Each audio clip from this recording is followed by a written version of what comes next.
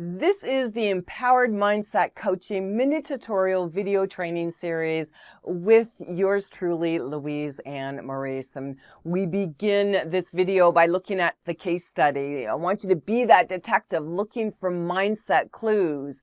And then we're going to review the details. How does this impact, this mindset impact the client? And then basic psychology. Develop your own changes in mindset technique or mindset coaching questions that you can add to your coaching toolkit. When people have a growth mindset mishap, how does it show up? Well, I want you to listen to the details of the case study I'm going to share with you. And I want you to be that detective. What is their attitude? What is their point of view or perspective? What language are they using? The words. Do you recognize this person? All right, let's listen in.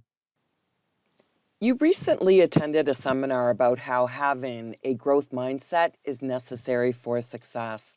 The focus of the seminar gave you ways to motivate your client, your team, or your students. You implement the strategies immediately by using praise, recognition, encouragement, and mission-driven statements about innovative growth. A week after implementing, you notice a change. The usual high achievers are stuck. You address the issue and hear this response. I don't want to make a mistake and disappoint. If I can't do it perfectly, I don't want to even bother. I don't want to look stupid. So it's just easier to avoid. The result, you are caught off guard because the growth mindset seminar didn't prepare you for this outcome.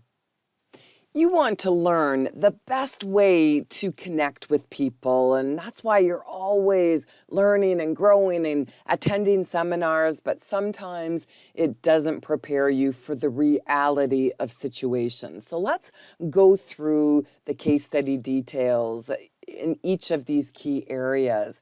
As you were listening, what was their attitude like?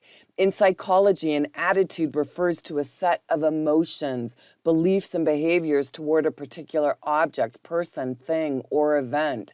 Attitudes are often the result of experience or upbringing, and they can have a powerful influence over behavior. So their attitude was one of they're feeling the pressure and they don't want to disappoint.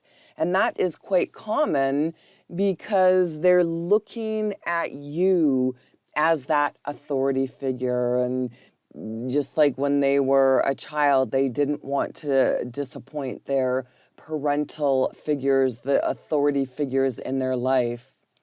Next, what was their point of view or perspective? Well, perspective or point of view is how they see everything, and they see everything. They've got to be perfect.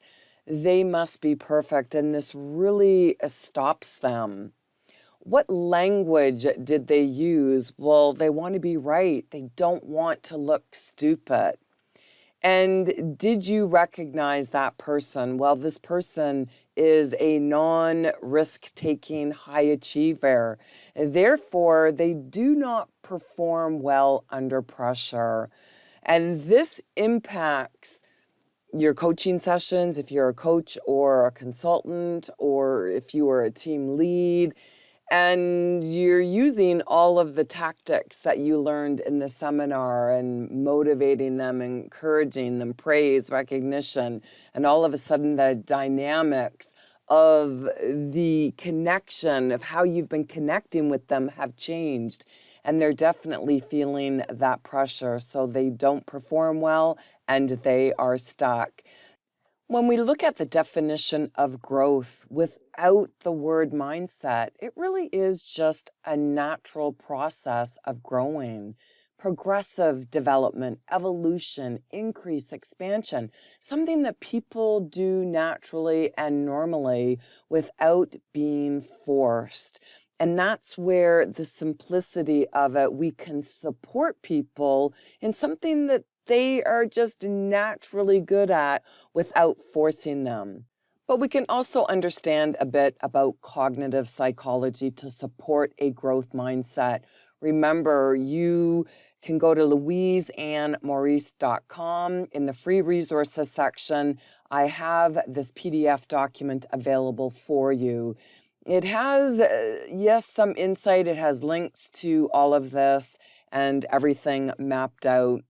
But how can you use cognitive psychology to develop a changes in mindset technique? And what mindset coaching questions can you develop? Now, this link will take you to the free encyclopedia, the Wikipedia, that has everything mapped out for cognitive psychology, but I want you to scroll past the history and even the cognitive processes if you want to have a look at that, but the attention. And this is where, when you are looking at this, I want you to keep in mind our case study and just the attitude and the perspective and the language, and definitely how you describe this person, because when you look at all of these areas in particular, what they are attention, what they are focused on is definitely their map of the world, and what they have been taught is going to keep them safe.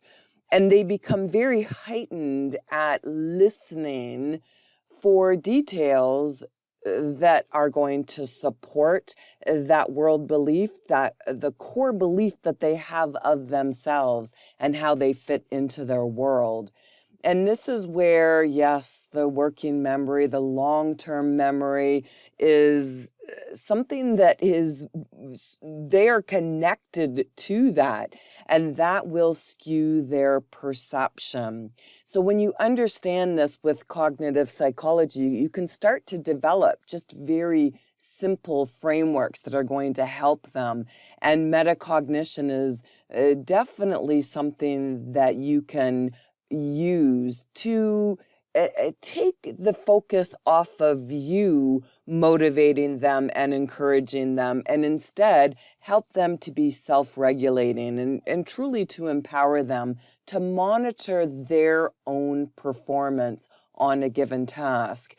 And by doing that and helping them to develop their own benchmarks, you can get them to move forward at their own pace. And yes, within guidelines that you have developed, especially if you're a team lead and working on productivity and so forth. But it is that personal and professional development that they can monitor with their own frameworks. And then when you're asking them those questions, it really is related to helping them to assess their own attitude, their own perception, as well as developing their own language. But remember to head on over to louiseandmaurice.com, download this PDF document, because yes, I provide you with some other resources that might assist you, especially if you want to take a deeper dive into this area. And I also would like you to subscribe if you haven't done that already, because the next mindset we are going to look at is that winning mindset.